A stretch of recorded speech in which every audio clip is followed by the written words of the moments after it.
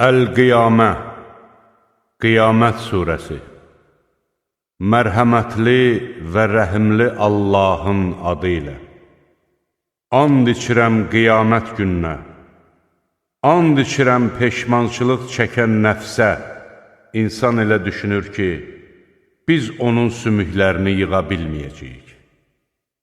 Mütləq yığacağıq. Biz onun barmaq uclarını bərpa etməyə qadirik. Lakin insan bundan sonra da günah etmək fikrindədir. O, qiyamət günü nə vaxt olacaq deyə rişxəndlə soruşur. Gözlər bərələ qalacağı, ay tutulacağı və günəşlə ayın qovuşacağı zaman, o gün insan deyəcəkdir: hara qaçaq?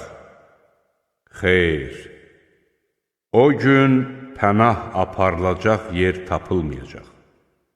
O gün qayıdış ancaq sənin Rəbbinə olacaqdır. O gün insana əvvəllər etdiyi və sonraya saxladığı əməlləri barədə xəbər veriləcəkdir.